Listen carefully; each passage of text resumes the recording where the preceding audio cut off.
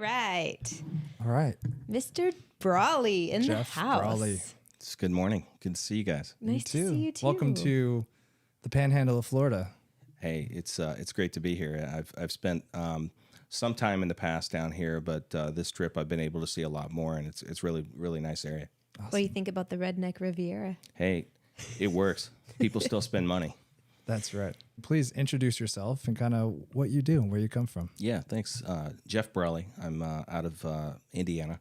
I grew up on a farm, southern Indiana, and raised by grandparents. And during that process on the farm, it taught me all about quality of life and the work ethic of life. And, I came away with some values that at that time, you don't know what you know, but it was taught to me, patience is a big thing, right? In farming, you get paid once a year. And if you're lucky, you're going to make something. So you pray for rain, you pray for no rain. You just know that if you go out and do good things every day, good things are going to happen. So being able to do patience, that good things are going to come, that was a big learning trade. The second thing was, there's no wrong way to do the right thing. That was an important piece that my grandfather really instilled into me, is like, always do right, and you never have to say you're sorry. Bad things might happen, but they're not your fault. But if you caused it, then that's on you to clean up. It's not on the other person, but it's on you. So always just do the right thing, and you never have to say you're sorry. It's a lot easier. And the third thing was about playing the long game. It's always the long game. You're not going to have overnight success. You cannot plant corn and it's not going to grow overnight. It takes a year. And maybe this year's crop wasn't as good as last year's, and you hope for the next year's crop might be better. And probably the final thing was, there's only certain things you can control in life, and let the rest of things just happen. So through that process of growing up and learning those things, I went to Indiana University, graduated, had a great undergraduate career. Hoosiers. Made lifelong connections. The people that I work with every day are people I met in college. And so today, I'll give you the global side. Married, 3 stepchildren, and we live in Bloomington. Have a wonderful life, blessed beyond measure. I could have not even thought my life would be what it is today, and it just has been through the everyday effort, the grind to get to where I'm at today. I just feel like I'm finally arriving after 50 years. I just feel like it's now, after being at it for 30 years in the trenches, in the grind of doing it, that it's just now starting to produce. But it's producing now tenfold. When you they talk about when you make, it's the hardest million to make is your first million. After that, it just comes so much easier. But yeah, that's to give you an idea. I'm in real estate, and real estate's a broad term. So for me, I'm a real estate developer. I'm an agent. I own my own brokerage. I have a property management division. We have the property services division, and within our Brawley Group operations, we sell it, we lease it, we buy it. In our property management division, we can lease it, rent it. In our property services division, we paint it, we mow it, we roof it, we clean it. And our development division, we build it from the ground up, tear it down, rebuild it. So we're vertically integrated, and that took about 10 years. From 2012 to 2022 was the life of each one of those divisions coming to the point where it is today. And that itself is a grind. But it also, when we're vertically integrated in what we do, we can control the timing, the cost, the finished product, and the overall experience of it. So for us, we're not waiting on other people. We're only waiting on ourselves, and then we decide when the project's going to go or not go, and it just takes so many barriers out of the equation when we can do that.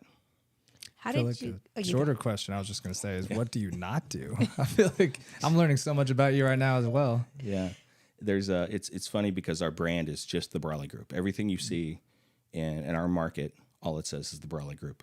No phone numbers, no websites, no marketing. I did not have a sign on my door for the first 8 years.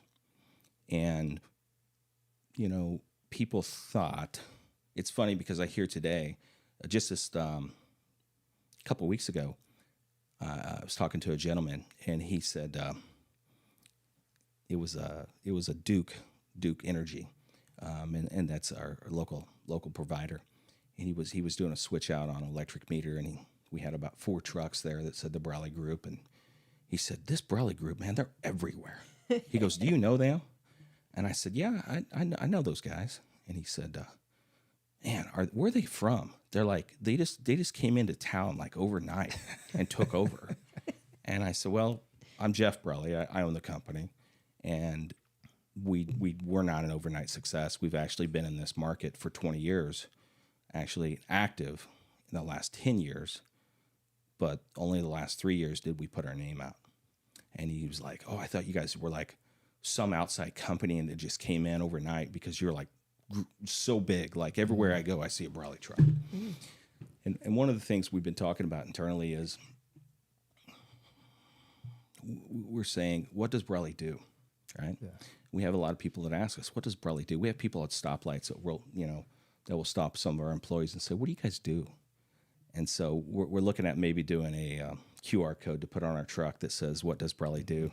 with a QR code, and then roll out some marketing around that. Smart. That's like the new way. People are doing that now. Just pull up, hit it. Yeah. Hands-free phones, but just in the car. Well, with Elon's Neuralink, you could probably just like wink at it and it'll pull up everything. Yeah. How important is marketing now that you're seeing some traction with it? How do you feel since you guys haven't been doing it? Yeah. How important is marketing? It's the catalyst that makes everything different. I'll tell you this. It's the difference of me and Grant Cardone. Because when I first met Grant, I said, he doesn't do anything I don't do.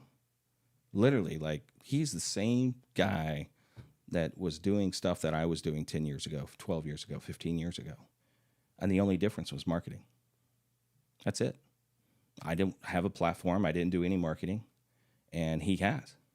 And so he's been able to introduce himself to the market and the masses, to the all masses now of media that has put him in the position he is today. But from what he does to what I do, no difference. He's just more known because of the marketing side. That's right. Yeah. Best known. Best known beats out best. Yeah. You got to be a category king in your market and what you do. Yeah. And he is a category king for crowdfunding to get multifamily deals. And everybody else is chasing him if you're doing crowdfunding, or else you're in a different lane of the institutional funds.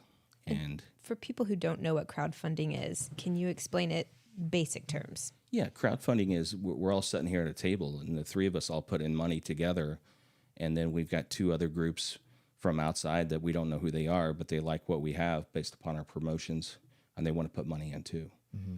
And so the 3 of us might be operating the deal, doing the deal, managing the deal, but the money is coming from other parties, third parties. And so collectively, we can all fund the deal and own it together. And what would be a benefit of crowdfunding versus going in on your own and purchasing a deal? Or getting a loan. Or getting a loan from a bank, yeah. Well, even on crowdfunding, you can get a loan. But the benefits, there's 2 sides, right? The benefits for the investors of putting the money in is they're getting access to things that they never else would, right? You actually own the asset. It's not like you're buying stock or buying a mutual fund that buys real estate. They get the direct benefits of owning real estate, the tax benefits, the appreciation benefits, cash flow benefits. So from an investor standpoint, it's as close as they can get to owning the real estate themselves without owning it themselves, right? From the operator standpoint, the scale, you can scale a whole lot more. If I could go, and for the first 10 years, I did a lot of deals myself. What's the difference? Me and Grant used other people's money to get there faster, and I didn't. And it wasn't because I was being selfish, like, I don't want people to do that. It was just I didn't put the platform out there to think people were interested in what I was doing. That was the aha moment. People are really interested to know what I do and how I do it now. How many homes do you have? And how many are investment properties? Well, let's back up for a second. Okay, yeah, I know. Because we're going into the nitty gritty. You mentioned Grant Cardone. That's where we met you, through Cardone events and the real estate event we just saw you at last. Talk about what kind of real estate are most of the people there for? Like the multifamily, the investments. I guess start with the different types. What is multifamily for someone who doesn't know? Yeah, so multifamily is apartments. You're going to have a large quantity at one location, and that can be 20 units, 200 units. Typically, you're not going to see more properties with more than 400 and 500 units in one location. So multifamily is all under one roof, but it could be separate properties on the same parcel. So that's really important because you can scale. You can have one office. You can have one maintenance. You can collectively do that on one location. So multifamily is an important piece of our overall category in offerings out there. There's the other pieces are industrial, commercial real estate, and that's Amazon, right? They're a big industrial space, warehousing. You're going to have office, your typical bank office, mortgages, insurance companies. They all want the big offices, right? Mm-hmm. You go out to Arizona, Scottsdale, you see State Farm, you see Allstate, you see these 30, 40, 50-story buildings. Those are housing, multi-institutional ownership companies. Yeah. So other forms of real estate, you've got storage. Self-storage has been a big push in the last 5 years. And it's got the institutional funds have really started to look at it. You have single family, just straight rentals, right? Airbnb people will do in. Commercial real estate. So every market's going to have some commercial real estate, whether it be a strip mall that has, a Starbucks on an end cap or a Pizza Hut on an end cap. Subways and all those little. Yeah, you're going to have something. And then, in between, you're going to have a GNC and... probably some cellular company in there. So you're going to see those, and there are a lot of those groups are just built to sell for that. Right. One of the newest categories that's out there is built to rent communities, and that's a single family community, but its whole purpose is they build them to rent them. Like build a full 60 home subdivision, and they're 60 all to rentals. 600. Yeah. You're seeing stuff through Florida, Texas, Arizona, the BTR, built to rent. The bigger the scale, the greater success they have, right? But these are all built to rent and owned by one developer for that purpose. And it provides single family traditional living, but as a neighborhood rental. God, which we all wanted growing up in like college and school, and you're in apartments and you're like, man, I wish we had a house. Right. It's like, now you could do it. And this isn't rentals that you would, think of as a slumlord rental, right? I mean, there's people that still operate in that environment, and these are nice. These are something that you would go buy yourself, but instead you're renting it. And there's huge benefits to the renter. I mean, people ask me all the time when I'm going to buy a house in Florida, and I say, I'll never buy in Florida. I'll rent in Florida, but I will not buy in Florida for various reasons. Share a few of them. The first one is cost of insurance. The cost of insurance, you get no return on your investment. They just spiked ours up. What? a week ago? $4,500 we went up this year. You went up $4,500? So what did it go $4,500. from 5 to 10? It went from, Yeah. they quoted us, and our house is 40 years old. We've never made a claim. We're not in a flood insurance area or a flood zone. It's completely remodeled. Surprise. Yeah. So that's the first reason. Second is taxes, right? Florida Property taxes. Property Obviously taxes. not income taxes. Yeah, there's no income tax here, and Florida, of course, is one of the destination states for a lot of people. So where does Florida make up their infrastructure is property taxes. Texas does that too, right? Whenever there's a Yeah. state that dangles that no income tax, they hit you with property tax. They're gonna and make their sales money. tax. Property taxes, Yeah. absolutely. They come after you somewhere else. The third reason I wouldn't buy here is you're chasing a dream.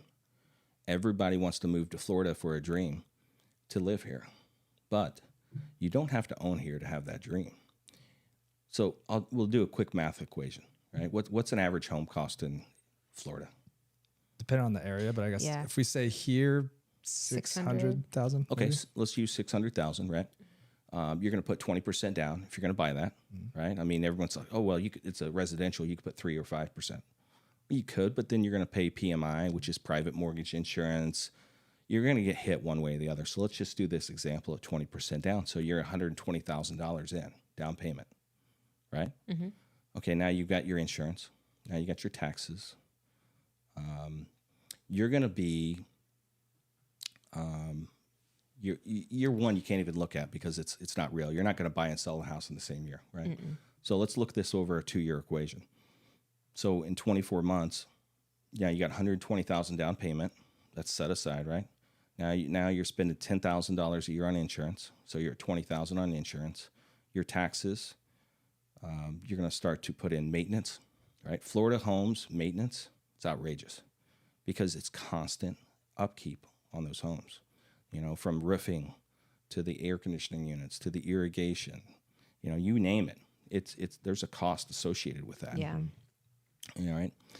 So you add maintenance, you add your insurance, you add your taxes, and you're making a mortgage payment, right? On a $600,000 place, you're financed $480,000, you're paying $3,500 a month, right? So now you add up 2 years of payments. We're gonna hit close to $200,000, right? All in. Now, $200,000 will go buy you $1 million worth of property, cash flowing property, income producing property. Your home, your $200,000 that you've sunk, you can sell it. You're going to pay a commission on it, but your sunk cost, right? The cost to put that irrigation in, for your taxes, for your insurance, you get zero return on investment for that. So now your $200,000, you say, well, I'll get my $120,000 back. Great. So how much did you make on your $120,000 through that process over 2 years? You've lost money, right? Because you lost opportunity. So let's take that same equation now. We said we spent $200,000 over the course of 2 years, right? Now you go rent a place for $5,000 a month. You're $120,000 in. All in. No maintenance, no taxes, no insurance, no upkeep. But you took because you didn't have to put $120,000 up. You just paid $5,000 a month. So if you were setting on $120,000, in the beginning, and you just started making rent payments, if you took that $120,000, we used the example, you were $200,000 all in, so you borrowed another $80,000, or you got another $80,000 you put in, and you went and bought $1 million worth of property with your $200,000. Same example, 80-20, right? So now you've got a $1 million piece of property that you put $200,000 on, and you own it, and you're making cash flow on it. It's appreciating. You're getting a tax deduction. You're getting depreciation as a tax benefit, right? Your mortgage is paid for because it's being paid out of cash flow.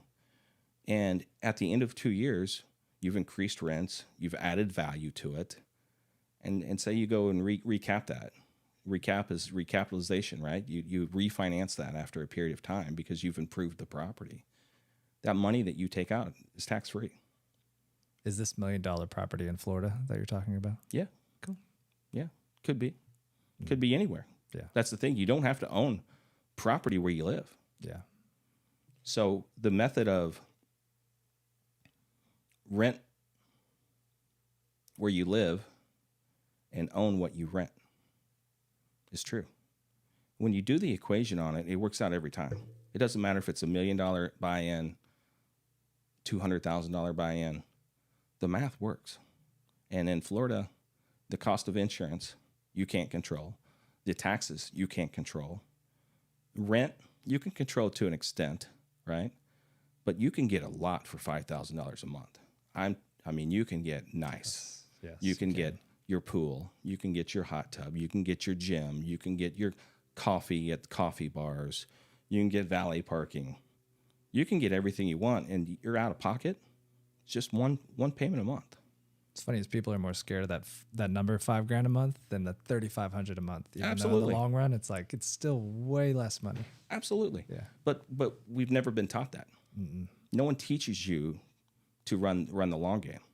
But on multifamily and the investments, you still have to pay your taxes. You still have to pay the insurance. So would you have that same increase on a property that you're syndicating on as well? You're going to have taxes. You're going to have insurance. But then that's just figured into your expenses. But you're still going to generate cash flow. You're going to make a return. So when you look at sunk cost, your sunk cost on residential is you'll never get that money back. The cost on a multifamily investment property, that's just operating cost. It's not sunk cost. Your operating cost to operate it, everyone's going to have an operating cost. But what do you do different to make it more valuable, to get more rent? So, every dollar of rent is worth somewhere between $120 and $150 in value. $100,000 of NOI is worth $2 million. Which, for those listening, is net operating income. Net operating income. Yeah. How do you explain NOI to people who NOI. have no idea what that is? Okay, it's just a basic profit and loss statement, right? How much did you make this month? How much did you spend this month?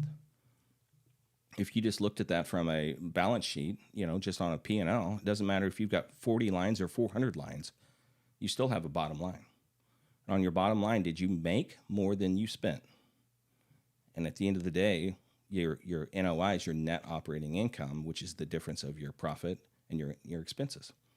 So real estate is valued on net operating income.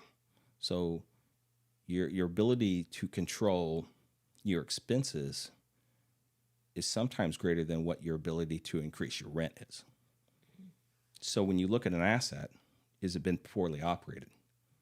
Have they mismanaged it? Are they spending money where they shouldn't be spending money? On the top line, on rents, are they getting the most out of what they should for that asset? So that's all in multifamily, the way to look at a balance sheet. But NOI comes down to is what a value is. And anytime you have an appraisal on a property done, they're going to give you a cost approach and they're going to give you income approach. Your cost approach is what does it cost to actually build this asset? That's it. Materials, nails, lumber, flooring, roofing. What's it cost to build that today? Your income approach is how much does the property make?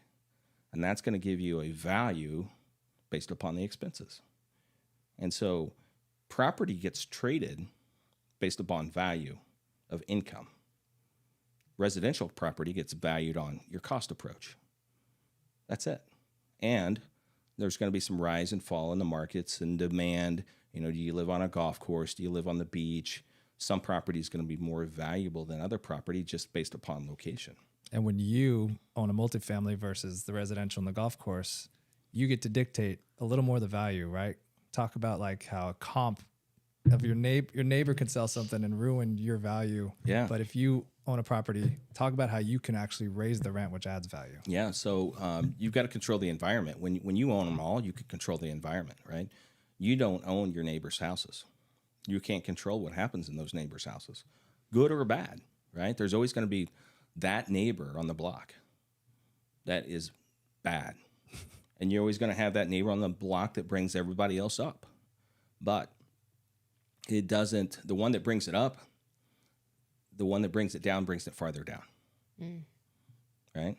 So it's the same in condo developments, right? In a condo development, it's the biggest red flag to buy in a condo development, right? You can't control what your neighbor does in that property, first. Second, you can't control what they sell it for. So they might decide to sell it for half the market value just because they're desperate or it was an estate sale. There was something that's going on. And so when people look at the valuation, same square footage, same view, but it traded at less than half of what the market value is, why? And that's, once it's on the books, right? It's black and white. It's in the paper. Yeah. It's in the records. People are going to justify that to being the market value then. So when you own the whole block, you can control. Like in a built-to-rent community, you can control, the environment. But in an apartment complex, you can control all of those apartments, not just the one you live in, because those are the situations where, I'm going to not say first-time investment buyers, but usually first-time investment buyers are going to find a condo and they're going to think, hey, this thing rents for X. It's fantastic. That's great. We have friends that do it. We talk about it too, because it's like, right? That it depends where you are, but you got to get in the market at the right time. Yeah. Yeah. But the guy next door, he bought in too. Yeah. But now his renter left him and he's desperate to get a new renter. So what's the first thing he does then when he's desperate? Lowers the rent. Lowers the rent. It's the worst thing you can do ever to a property. Once you lower the rent, you're going to attract a different market share, different market person, a different clientele. It lowers the worth of your property immediately. Right. If someone's willing to pay And so, less. so now, the property next door, exact same floor plan, exact same view, is renting for, $1,500 a month, and you were at $2,000 a month. Well, so what, right? Well, now everybody starts to go, well, they're not going to bring their properties up to $1,500 or to $2,000.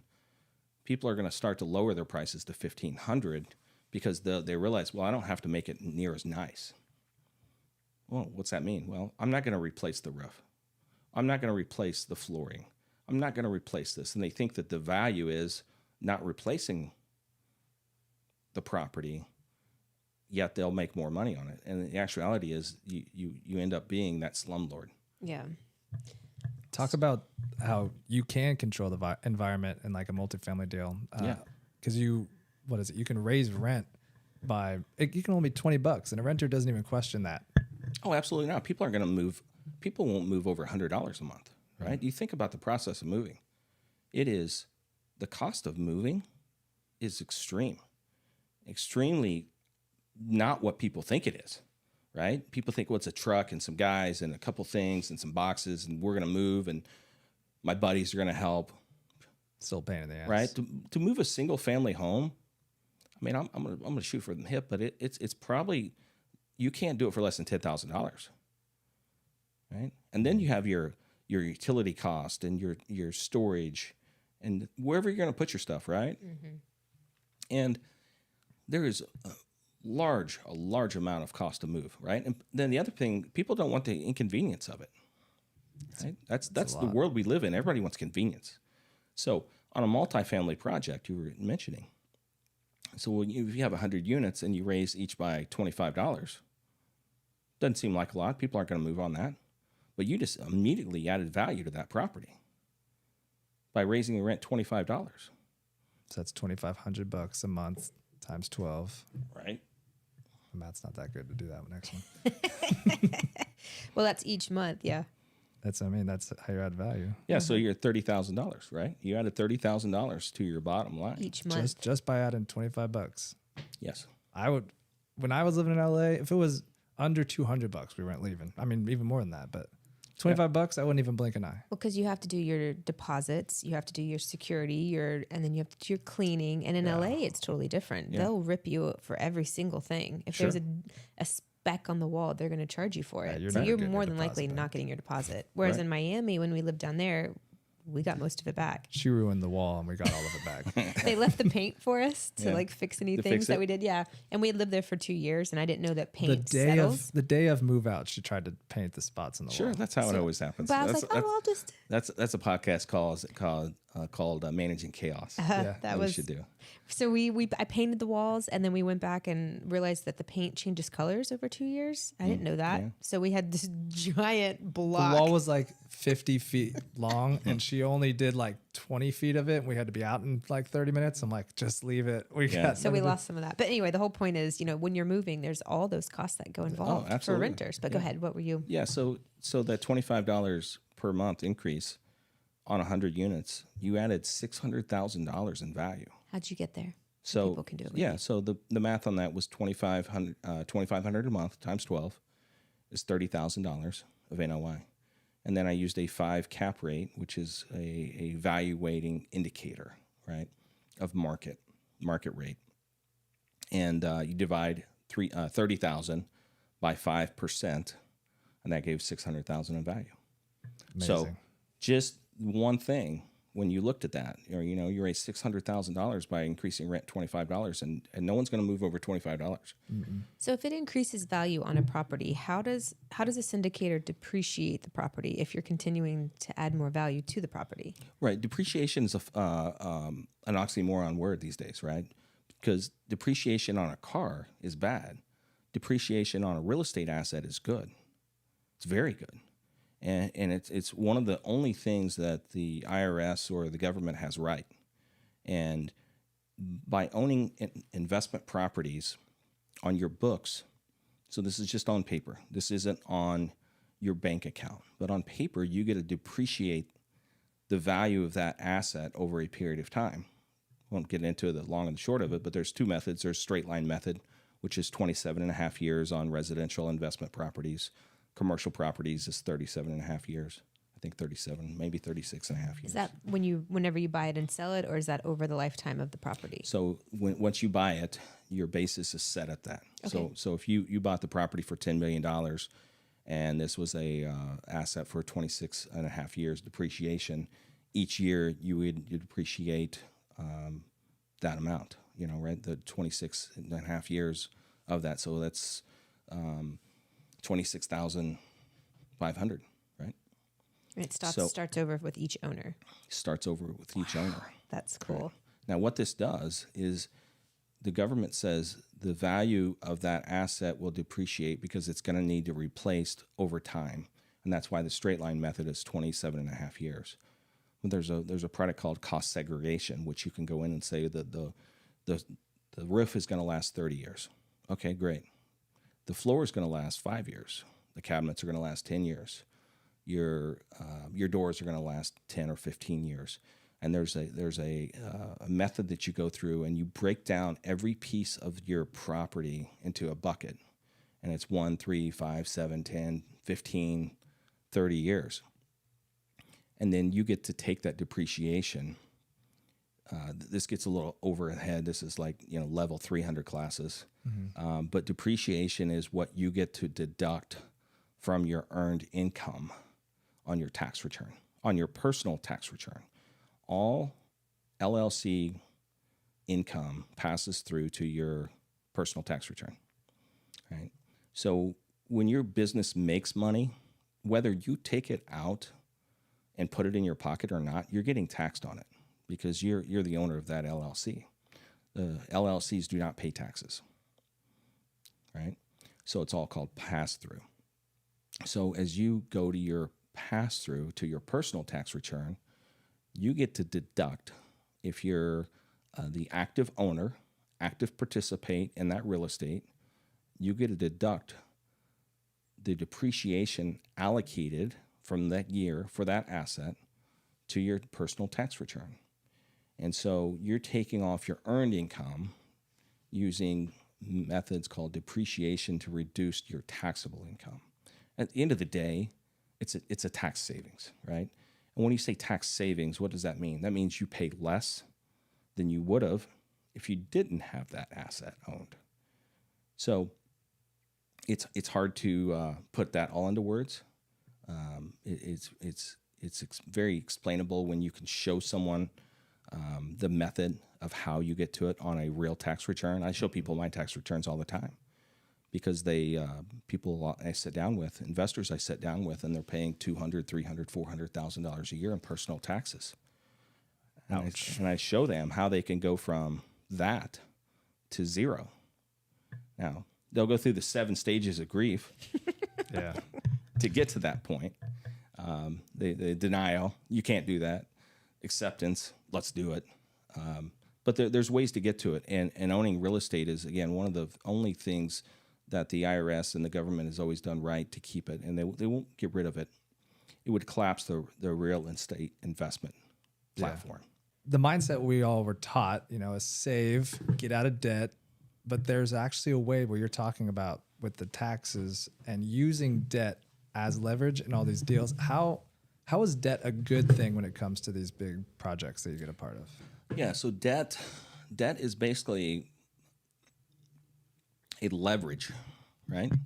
And you can apply this to, say you're an engineer, right? As an engineer, you want to use a factor that is a weight, right? There's a weighted balance, right? If one thing is weighted more than the other, you're going to be off balance, right? As an engineer, they're calculating always the equilibrium part or something through that, right? Mm-hmm. And our banking world is built on lending money. If there was no money lent out to others, the banks would not make money. We're keeping them afloat. Yeah. So the banks make money by loaning other people money.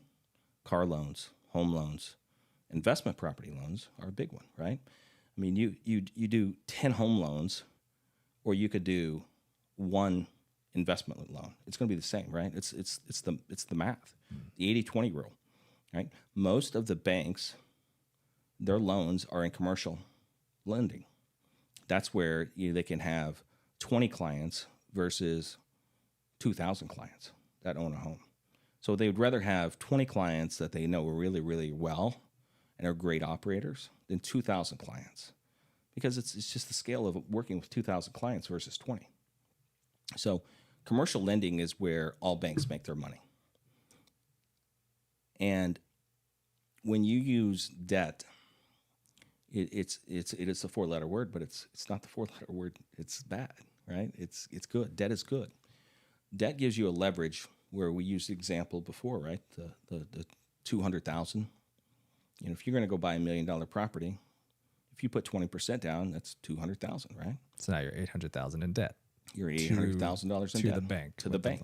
Okay. The bank is taking interest on that every month, and that's how they make their money. So be it, right? You're making money. You're making cash flow. So they're making money. The idea for cash flow is you're making more monthly money than the interest, so you're always making a little off top of what the bank's making. Exactly. Okay. Right. And that's where you've got to make cash flow to make a deal work. You can't be continuing to fund. Mm-hmm. And in today's environment, a bank will not let you get negative. They will not do a loan. It's cut and dry. After 2008, the banking industry definitely changed, right? Dodd-Frank rules and 14,000 pages of new rules of things. But before that, I mean, you could go get a loan. It was so simple to get a loan, right? And that's why we got to where we were in 2008. If you said you qualified, they believed you. That was it. So everybody was foreclosures left and right. And so the everybody who rented was like, why am I renting? I'm going to go own. And the thing that changed it was it became a right to own a home versus a privilege to own a home. And so when it became a right to own a home, everybody said, oh, you have the right to own a home, so therefore we're going to do 0% down, 3% down, versus it was a privilege to own a home, and you got the opportunity to buy that home with 20% down or 10% down, but not 3 or 5%, right?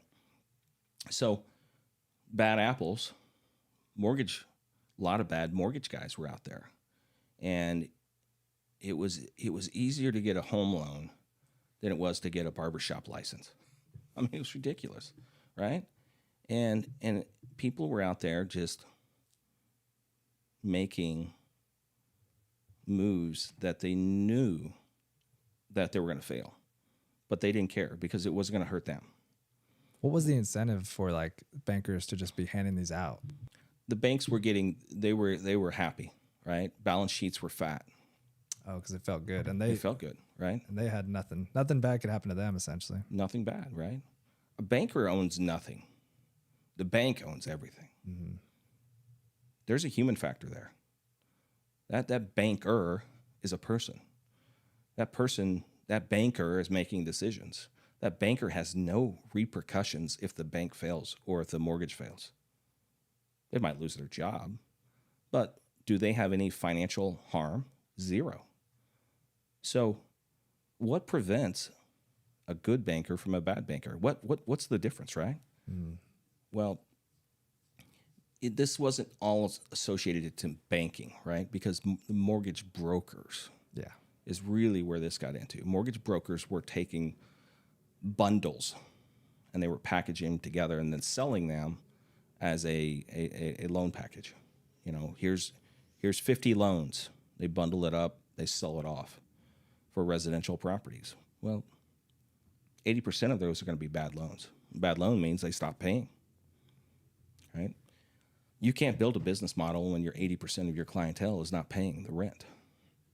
So when that happened, there's reason why there was a collapse, and that's why people ask me today, "Are you worried about real estate?" And the answer is no, because there's zero chance of a lender letting you to get into a deal where they're going to get stuck with it. They realized after '08, we're not getting stuck with these assets. So loans, investment property loans, today are made on debt service coverage ratio, DSCR. That means that property needs to be producing 125% of income versus expenses. So you have to have a plus up of 25% on your income. And if it doesn't, they're not going to loan you the money until you just put more money down. So in that circumstance, instead of being 80% debt, you might have to go to 60% debt or 50% debt. Which is where you might crowdfund or get some partners. Or, Well, right. But even at that, it doesn't make sense. yeah, it's too much money down. Well, yeah. I mean, your leverage is the key to being successful on a deal. True. But the back up on that is buying the deal is where you make your money. Exiting is just the result of it. You have to buy the deal right. And if you don't, it's a cause and effect. If you bought the deal wrong, the exit's going to be wrong. If you bought the deal right, the exit's going to be right. Mm-hmm. So that's playing the long game again. People are too eager to jump into deals these days because they think it's easy money. Mm-hmm. So all those are factors for the DSCR, the cap rate. You have mathematical equations before you even come close to closing a deal. Bro, yeah, closing a deal is not as simple as what people think. You go years looking at stuff. Well, it's not always years. You're looking at stuff every day, but you start to see the metrics, right? And data doesn't lie. That's a great thing about commercial real estate. The data does not lie. And if you follow the data and not emotions, it will lead you on the right path every time. And data is what makes commercial real estate so much easier for people because you remove the emotion. Now, there's a lot of people in commercial real estate or investment property real estate, they lose that factor, right? Mm-hmm. They're emotionally attached to the outcome. And if you're thinking about getting into investment properties and you're emotionally attached, you're in the wrong game. Mm-hmm. So what do you look for when you look at deals? What would be the maybe 3 or 5 main things you go after? First is the asset, right? How good is the asset itself? Deferred maintenance, does every air conditioner need to be replaced? Does the roof need to be replaced? Are the appliances 20 years old? Mm. Is the flooring 20 years old? How much capital do I need to put into this to raise the rents? If I continue to operate this exactly the same way they have, why would I be any different? Now, the second thing I look at is the operator. How good of an operator were they? And that tells there's more upside usually on the operator than on the asset itself. And what I mean by that is they've owned it for a long time. They have zero debt on it. They do not want to increase rents. They're happy.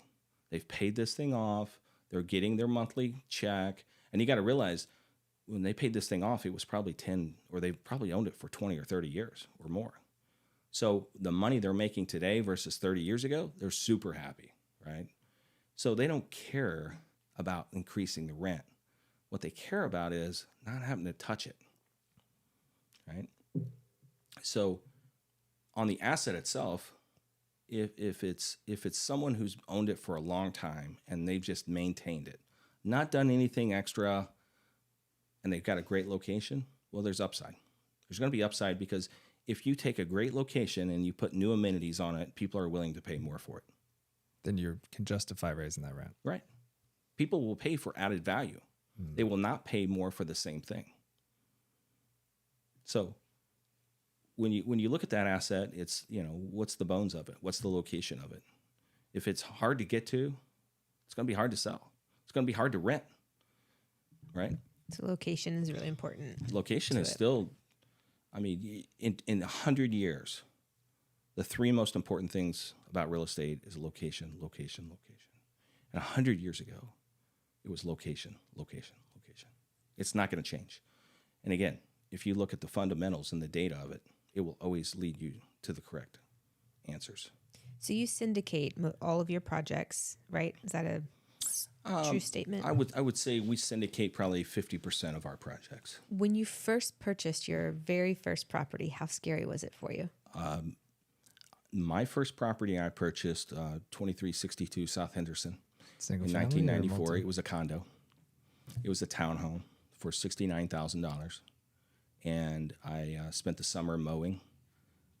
I worked a full-time job, but then I mowed on nights and weekends to collect, and got $3,000 saved up, right? To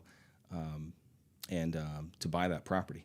I signed the lease for that property before I signed the final purchase agreement because I was concerned. What if this thing doesn't rent? What if? But what I knew was I had a signed lease agreement in my hand. I was in the real estate broker's office. I met the tenant there to sign the lease. And so he came in, signed the lease. So I knew I had a tenant that was going to pay me X. And now I signed the purchase agreement to buy it. And I was making money day one. Now, what did I learn from that? I learned that you don't want to own in a condo. You don't want to own a townhome because you can't control your neighbors. You can't control their rent. You can't control what they do, right? So all that was that, learn it before you earn it method. I had to replace the flooring. I had to pay the HOA fees, right? Homeowners association fees, which again, you can't control. And it was definitely a process that, I'll tell you this. What makes a person different to go out and start with that versus learning from someone else, their years of experience, and starting off at a right level, right? So what I started in 1994, if I knew what I know today, I would have never bought that property. But I didn't have a mentor. I didn't have a training. What I had was a real estate agent saying this was a great deal. Mm-hmm. That's where, to full circle, like you said, when you say real estate industry, it's a lot of different facets of it. Because we know real estate agents, we were trying to talk to them about this, and no clue what multifamily even meant. Mm-hmm. Right, yeah. So you bought the condo. Yeah. You were paying HOAs. Were you making money on it, or were you negative? No, I was making money on it. Okay. I was renting it for $700 a month. My mortgage payment was $335 a month. Plus, and is that including HOA? HOA was $75 a month. Mm-hmm. So, some taxes and a couple things in there. So it was costing me all in $5, probably under $450 to $500 a month all in. Had a couple $100 in your pocket every month. $200. Here, closer. Yeah. Oh, sorry. Okay, there you go. $200 a month free cash flow, right? Uh-huh. That was fantastic, right? I mean, I only put $3,000 down. So for me, I mean, it might have been $3,500 on it. That's an example of using debt as leverage Yeah. from day one. Probably Yeah. didn't even have this mindset, and you were doing it right a little bit. And so I lived about a half mile from that asset in my personal home that I bought. That was the first purchase I made, was my personal home. And I rented out rooms, actually, in my personal home to fraternity brothers. They all had, semester left. They were doing their senior final lap, or, they're on their 5th year, and they wanted to live something different. So I started making money on renting my rooms out in my personal home. And then I took that money along with my other money and bought that investment property. You're kind of multifamily, just spread out in different different areas. Yeah, and then I did buy my first single family rental a short time after that. How was that compared to the condo? The cash flow was so much better, right? Without the HOA or anything. Well, without the HOA, but I could make improvements to that asset, both internally and externally. You were managing all of these on your own as Yes. well at the time? Okay. Yeah, like on a single family home, I mean, you can control the environment, what it looks like, what it feels like, what the outside looks like. On a condo, you can't touch the outside. Usually, it's you can't paint it the color you want. They all look the same. So you can have 10 in a row, and they might have 10 different rents. They might have 10 different owners. 10 different Yeah. shades of gray is like Yeah. the only colors you can Right. use on the mailbox, like ridiculous stuff like So that. you have 3 doors at this point. What made you jump into apartments? Right. The apartments became a world of scale, right? You just do the math. Again, it goes back to the data. If I have one asset or 3 assets, right, and one of them's empty, I'm at 66% rented. I have 100 apartments and I have 3 empty, 97% rented. Difference, right? So you have an insulation there, and it's all the economies of scale. If I raise rent on 10 of them because I improved 10 of them, they're going to bring 10 better clients. Now, it doesn't mean I have to, better clients bring better neighbors into that asset. So better neighbors bring people a reason to stay around versus a reason to leave, right?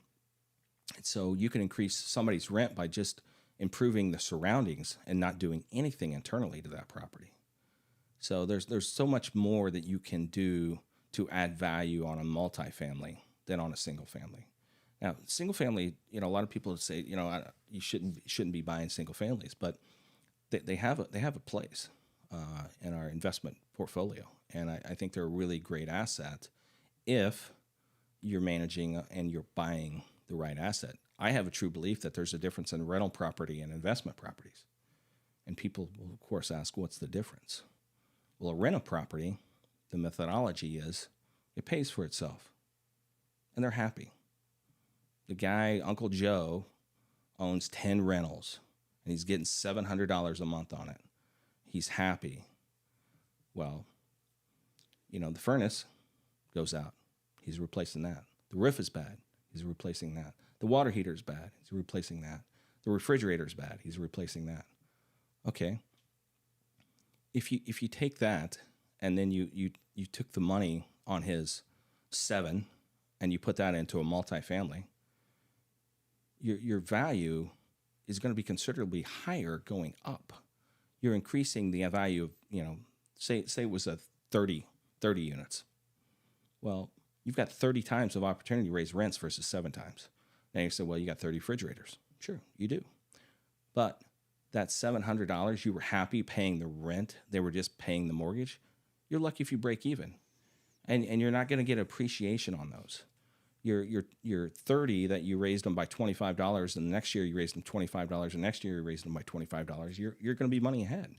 And a rental property methodology is we break even. They pay the debt, right? And on investment property, your buy-in is higher.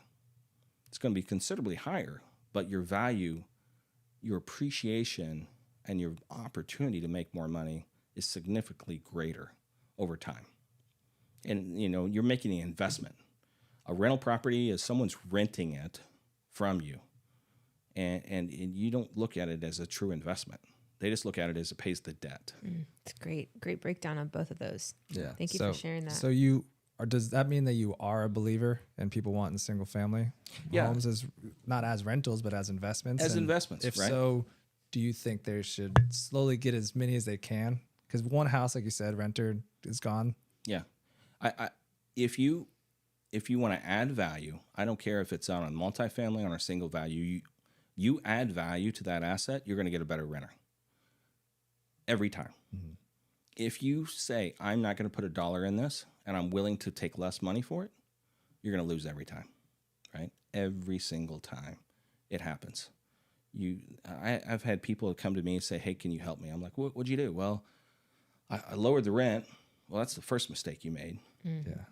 I have property owners that come to me and they tell me, listen, I'd love for you to manage my property. Our property management division, we have 200 million assets under management. And people come to me and I say, well, there's 3 things that you must do in order for me to manage your property. 1, you're in this for the long haul, not the short game. 2, you own multiple units or you want to buy multiple units. And 3, you will put money back into that unit every time we say you will. And if they can't say yes to all 3 of those, I can't manage their property. The reason is, if they're not in for the long haul, they're looking at expenses on a short run, right? When I say we got to put new flooring in this, well, how much is that going to cost? Well, the question should be, how much am I going to make? Right. Shifting the perspective. What kind of floor are we putting in? That's right. The other piece is, they just want to buy the one asset. Well, they probably inherited it. It was left. It wasn't a rental property to begin with. It's stock. They can't sell it, so they want to make it a rental. They're not true in it for the long haul. They're not true in for an investment. And so those are the pieces that differentiate someone who says I'm in for investments or if I'm just in to solve a problem. I'm not here to be a savior. I can't fix people's problems. I can solve some of their problems, but I can't fix if their mindset is X. Right. You can't fix the mindset. Right. And there's got to be a shift. Like a shifting of a focus. That's right. Shifting focus. Now, you also do college rentals and student housing. Student housing. Housing. Some people would say don't even get involved in student housing. Don't do it. It's not worth it.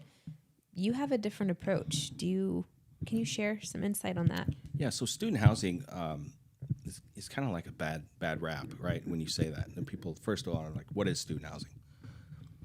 Student housing can be various things. One, it can be a single family that's rented to students, or it can be a multifamily that's rented to students. But in the end, you're renting to people who are in college. That's it, right? It doesn't matter if they're in a community college or, a tier 1 university, but they're going to pay based upon location. You could take the exact same floor plan of an apartment and put it on the edge of campus and put it 10 miles away from campus. The one that's on the edge of campus is going to get more money, way more money. It's the exact same floor plan and amenities, everything, but the distance from campus, right? So what people are afraid of student assets is they're going to break it. They're going to destroy it. Well, those renters have the means, the parents, to pay for it, right? On a student property, you're not leasing to the tenant or to the students. You're leasing to the parents. They're signing the lease. Yeah, for the most part. They're financially liable for that asset. Yeah, they all co-signed basically by parents on almost every single. Yeah. Do you require a cosign? Absolutely. Smart. Well, I would assume no 17, 18-year-olds for the most part can even Financial sign work. off I mean, I on did. it. I did. Well, for most colleges, you have to do a dorm. We're not all that advanced. Well, in a dorm, I wasn't advanced. I just had no choice. in a dorm, it's a different methodology, right? Exactly. They're going to take your money. They don't care. Yeah. They don't run a credit check on you before they accept you to college. They're shoving you all in those little boxes. You share the shower in the hallway. And a lot of the dorms require it through your financial aid, or they include it in your educational payments. Yeah, I don't know. What Absolutely. it's called. I haven't been to college in a while. Well, but they control the outcome, right? Yeah. They get the money first, and they give you what's left over. So if somebody damages your property as a student, how often do you run into that, by the way? Is that Every year. common? You do? Okay, Oh, it's absolutely. common. Do the parents have to pay additional to the deposit, or how do you fix? Yeah. So I'll give you an example. We have we'll do, we'll move out 1,000 students in August, right? During a 2-week period, we'll move out 1,000 people and move in 1,000 people. Now that's chaos in itself. It's a big turnover. Sure Right. is. Now, what happens? There's so many storylines that go through student housing, right? But at the end of the day, it's the same thing as you fixing that wall, like in your place you moved out of. Did they paint it? Did they paint it right? And did you deliver the asset when you left the same way as it was delivered, or better? That's a simple answer, yes or no. Now, what happens is there's a discrepancy of what they consider better, right? And in this world, we live by video, photos, everything, right? Someone's perception of is it good or bad isn't made up until they make it up in their head. But if you looked at a photo of something that's broken, say the door's been kicked in, you can clearly agree that the door's been kicked in.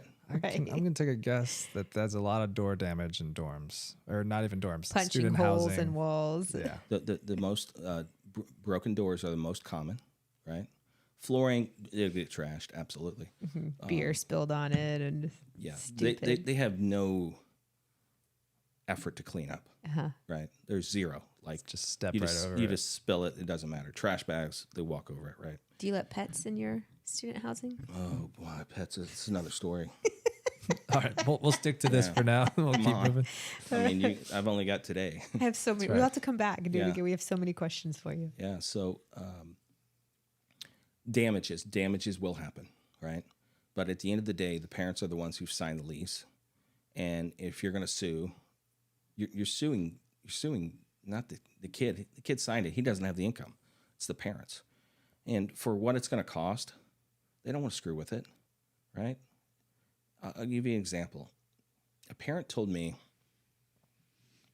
she said, for my kid, for me to pay $1,000 a bed, you don't lease. There's some places that lease by the bed, right? On a single family home, you don't lease by the bed. It's just the rooftop, right? Say it's a 5-bed house. Typically on a 5-bed house in our market, you're $1,000 a bed, $5,000 a month for a 5-bedroom house. Pretty simple math. Now, what they pay internally, I don't care. There might be one that pays a little bit more, a little less, but they pay me one payment of $5,000 a month. I don't care who it comes from. They could take turns of who pays. I don't care. What I want is $5,000 in my account on the first. And it happens. They set it up on auto pay. Perfect, great. Don't think about it. Now, at the end of that,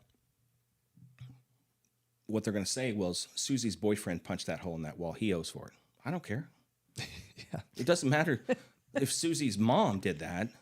You still owe on it. Well, you see Susie, he cheated on her and then he was mad. There's a and story. There's a yeah, story there's behind a story. I don't care. There's so many stories, right? Yeah. Send the check. it. So, which parent do you go after? How All do of you 'em. figure? Okay. It's all of them. It's collectively. It's a joint severable lease. It's on page 1, bold print.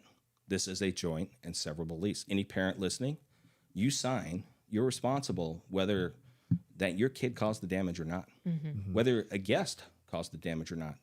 Anything that happens within those 4 walls of that property is your responsibility during the term of that lease. Smart. You hear that, parents? Try to talk them out of the party at their house. Yeah. Do it at someone luck. else's. How many parents have said, my kid's not going to party? My kid would never do that. Jeff. Right. I've got pictures that tell something else. Do you build your student housing in top quality, or do you just manage it? Kind of get it by, make sure it's We build them. We try to, when we build new, we try to build them bulletproof. okay. Literally. Yeah. I mean, concrete floors, right? We'll do stained concrete floors, very trendy. We'll do fiber cement walls versus standard drywall. They're gonna break their knuckles before they put a hole in the wall, right? The upfront cost is a little bit more, but the repair cost is a lot better. And so why is that different to us? Well, every time we have to touch it, yeah, they're gonna pay for it, but it's not.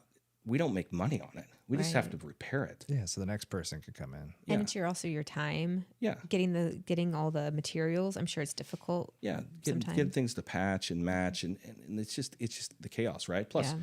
we have 2 weeks.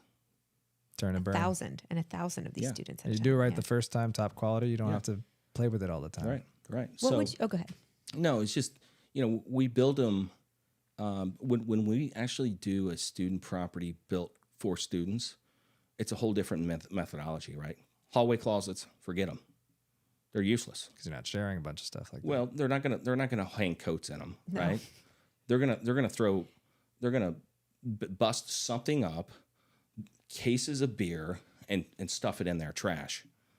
They do not. I mean, every inch of space that you use on a student asset, you want it for like living space, not for closet space, not for I'm gonna make this a coat room or a pantry. So they need somewhere to sleep, somewhere to hang out, somewhere to go to the Right. bathroom. They want a bedroom and a bathroom and a hangout spot. Yeah. So, that's what we cater to. You want a big island, so they can drink at. They're going to play games at. Flip cup.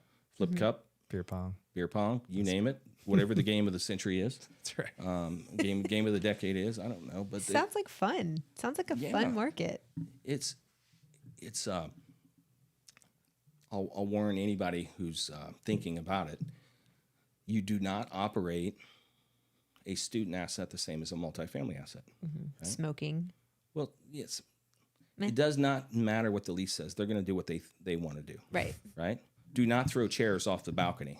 They will throw chairs off the balcony.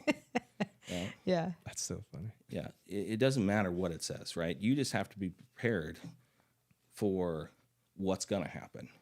And that doesn't mean emotionally. That means on paper. When they throw that chair off and it hits a car, right? Who's liable, right? The parents? When they light a trash can on fire, Oh my God. when they overflow the toilet and let it run for 3 days before they call, where they have a party, right? I'm not against parties, right? But if you have 100 people in the living room and you break the floor joist, you collapse the floor, that's your responsibility. This has happened to you? These are all true stories. Oh my God. Isn't it recently the balcony collapsed on somebody's apartment too? I'm not sure. And unfortunately, died then. and someone died. Oh yeah, you're Yeah. right. Uh-huh. That's the unfortunate things that happen in student assets where they don't know what they don't know, right? Was it their fault that they had 40 people on the balcony and no one told them? Or there was a sign there that said 40 people, no more than 40 people, or 20 people? You're not going to put 40 people on a balcony, right? Well, you think you wouldn't, but I'm sure. You also think people aren't going to eat Tide Pods, but look at where we are today. Yeah. So, and I've had dead bodies in multifamily properties. And fortunately, I've never had a student die in an asset. And everybody that has died, and if you're in business long enough, you're going to have deaths, but all natural causes. And at the end of the day, you have to have protocols in place for everything that happens, right? Fire, tornado, death. There has to be a protocol that you follow, because once you get emotionally involved, you have to remove yourself, because you can't effectively run a business or operate in that world, right? Because everybody that's coming at you, the parents, lawyers, they're all emotionally attached, Sure. right? Yeah, makes sense. And so do we have a lot of lawyers? Absolutely. I mean, everyone's parent has an attorney or is the attorney. But at the end of the day, parents, read the lease. I don't know how many lawyers that have signed leases for their kids and come back and say, well, what about this? And it's like, you signed the lease.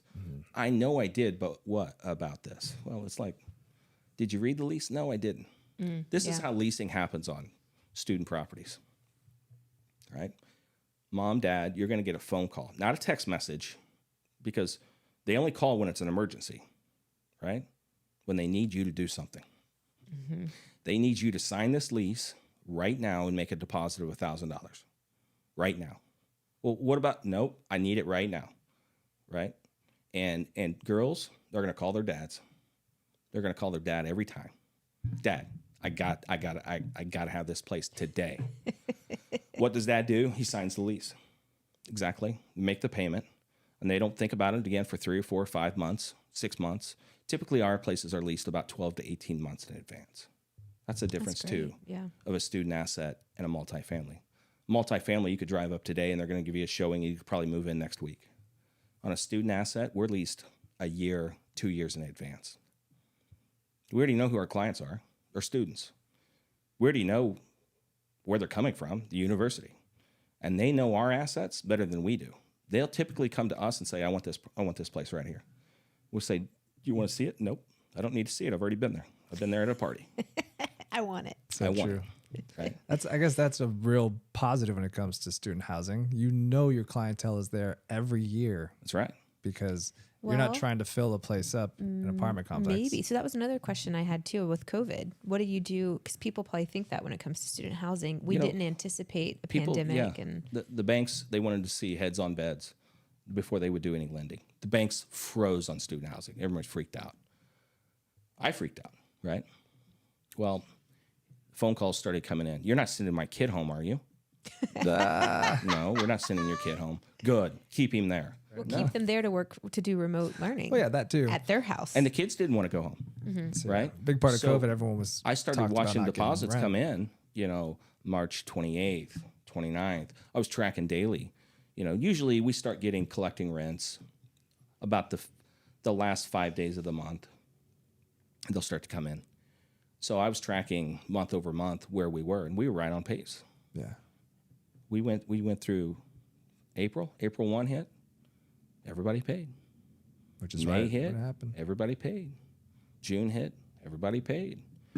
The thing was, COVID didn't affect students from a financial. Like, the parents already knew kids were in school. They weren't like, oh, I didn't know. I didn't save for this. I didn't save for this. They already knew that they were paying rent. There was no change in their financial well-being with COVID, without COVID. Zero. So true. They all Stuff you paid. Didn't even Right. think About about that, Yeah, yeah. that's smart thinking. So in the end, the thing that changed with COVID of us is we had to go to more remote leasing because we couldn't get into properties. People still use that today. We had a showing last week at a property. People showed up. They're like, we have COVID. They want to use that still as an excuse that you can't come into the property. It's a tactic now. Yeah. My girlfriend's got COVID. She's here. All right. Then why is she not home? That's your first Yeah. question. So the things that we had to change during COVID was, we had to get really, really good at doing video content on leasing. Everything became video walkthroughs. There was no in-person walkthroughs, which is fine. I mean, we lease to people all the time, sight unseen. They'll book a place. One, they've been to it before. Or two, they'll walk through it. But what they're looking for is walking distance to campus. Does it have parking? Does it not have parking? Do they need a vehicle or not need a vehicle? So, but COVID affected us from a financial standpoint negatively, zero. Great. It's amazing. Yeah. It actually showed the value of the asset to the point where, BlackRock just became, they went from not even in student housing to number 3 in the country in student housing. They put they saw $13 billion. So they saw your game plan and was like, oh, It's lucrative. that's Yeah. lucrative. Yeah. We need to. They tipped their toe in and said, we like this. I think they bought $1 billion, and they said, oh, we like this. And then they went in at $13 billion. Wow. So So- there's something to it. Yeah. Did you find that students who would typically go home during the summer months were staying and even renewing their leases so they'd had a place to stay? All of our leases are for 50 weeks. So our 2-week cycle for turnover. But, whether they stay for the summer or not doesn't determine whether they pay or not. They're still paying. They're still paying, right? I mean, when people, every time I go through the experience of talking about student assets to someone, say, have you had a kid go through college? I say, yeah. I said, what was it like? Oh, this is what it's like. They say they call and make the payment, and there it was, and they moved in and place was nasty and dirty, and they moved out, and this place was nasty and dirty, and they moved into another place. And at the end of the day, it's just a process. Yeah. And what we know is universities are not going away, because some of them might go away, right? I don't disagree that some universities might close.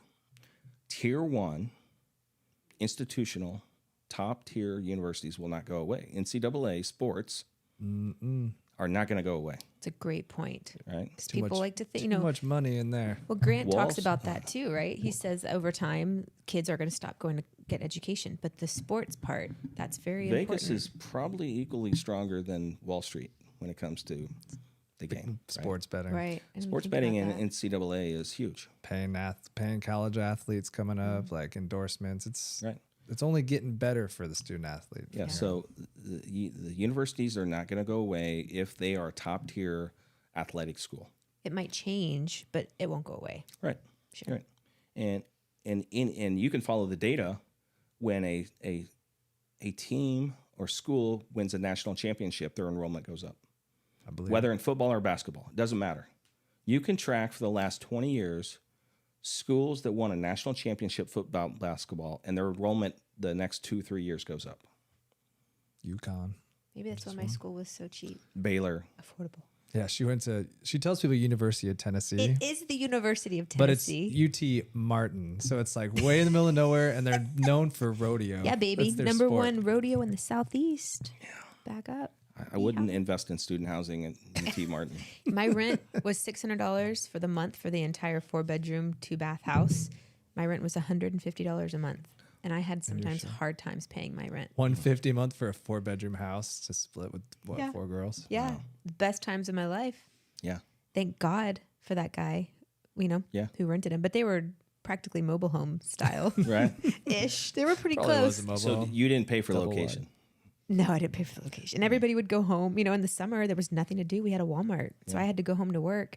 So we would sometimes rent out. We would co-sign our lease over to other people during the summer, and then we would take our lease back over. What'd they pay? from the summer $75 a school. month? Yeah. Exactly. But they would also have to pay the utilities. Yeah. That was the tricky part. Yeah. Who was responsible for what? And I That's was right. still paying utilities even though I didn't live there. When it comes to Jeff's position, he goes, I don't care who's paying know. it. Just give me the check. Yeah. See, our landlord was very involved. He was emotionally involved. So he's Yeah. like, how can I help? What can I do? Right. He came to pick up the check, right? Showed Yeah. up, clockwork, Yeah, right? he was great. You could hear his car door shut. You knew when he was coming. Yeah, we had couches from the alley that we would put on our front porch, and we'd have was beer keg Just parties. going to say is in the front yard. We had a party house, but Yeah. we didn't trash it. We just had a good time in it. Right. Yeah. What would you find would be the most lucrative investment out of all of the things that you have? Well, I'm going to say a loaded question, because lucrative is defined as far as, is it cash flow? Or, you can find any asset that might be really, really strong on cash flow, but it might not appreciate very well. So what are you in for, the long haul or short? So I'm not going to say there's a class. What it comes down to is knowing your market. That's probably the key, more so than anything else, right? You have to know the market better than anyone else to make those financial decisions. And what I mean by that is you could buy any asset in that market if you know it really well. If all you do is multifamily, can you buy multiple states? You could. But are you going to buy multiple classes? No, you won't. And by classes, you mean class A, B, C, D. They classify the property or the investment. You could buy storage. Say if you know your market really well, you could buy retail. You could buy storage. You could buy commercial. You could buy multifamily. You can buy single family. You can buy anything that in that market because you know that market really well. Now, if I'm going to go buy something in Florida, I'm only going to buy multifamily. If I'm going to go buy in Texas, I'm going to only buy multifamily. If I'm going to buy Bloomington, Indiana, I'll buy anything that I know I'm going to make money on. And how many properties do you currently have? What's your profile or your yeah. portfolio? It's constantly changing. So I know that's it might not sound like it's an easy answer. It's not an easy answer. because I don't know. What I can tell you is that, people count things differently. They'll count doors. One door is equal to one lease. Well, one door might be 5 bedrooms. It might be 1 bedroom. So, there's different metrics. For us, I can tell you we have about 1,400 students or 1,400 tenants, right? And storage, we have storage. People measure that by square footage, right? I mean, what's the difference of you have 80 units versus 800 units in storage if it's the same square footage? If you have 50 5x10s, or you have one, 50 by 100. Right. Yeah. It's the same square footage. So there's all kinds of different metrics. What I base my metric on is rents, and we in 2012 when we started, we just doing under $30,000 a month in rents, and today we just do over $1 million. That's great. That's impressive. That's my metric I use, and the other metric I watch is increased rent rate, right? What's our increased overall rental rate? If we're buying properties but we're not increasing our rents, then we're just organically growing. But we're increasing rents 7 to 10% per year. That's so on the pretty same average. asset, right? And then adding 2 to 3 assets a month, and that can be in the past 2 years we've bought storage. We've bought multifamily. We've bought single family. We've bought medical. Medical's been a really, really good asset. Is that like a full-on hospital or like strip mall? It's Style? designated care centers. So Like for those us, urgent care buildings. You see? urgent care is a big one. We don't Retirement have home Yeah, we don't have. style? What we have is a pediatrics centers. Okay. So doctors and pediatrics. Every community is going to have kids, right? They need pediatric doctors. And they rent the space from you essentially. Yeah. Or So, like rotating nurses who come in. Have you Yeah. seen that to be? yeah, rotating nurses is great in multifamily. It's a great market. Because they go into an area and they'll rent monthly. Well, they just usually have essentially, a contract term, For like 6 months, 4 months to 6 months. Yeah. And they get a stipend for housing, and they can come in and they'll pay, what you could get on an Airbnb versus a rental. You're going to get 30 to 40% more. And usually probably helps to be furnished for like a traveling nurse. Oh, it's got to be furnished. Yeah, because they'll get their assignments. It's like anything. It's like grad students. We know exactly when grad students are going to hit, right? And grad students have a window from July the 15th through August the 1st. And usually grad students start college or start classes prior to undergrad students. So what happens in the grad student world is everybody wants a 1-bedroom. They're done partying. All of a sudden, they graduated and they're done partying, and they all want 1-bedroom They're all units. sophisticated now. That's right. And they drink for quality, not quantity. That's right. I'll have a glass of scotch instead of right. a bunch of bush They want an light. Keg of IPA, beer. right? Yeah. So they all want 1-bedrooms. So we know from July 15th to August 1-bedrooms will fly off the shelves, sight unseen. They will.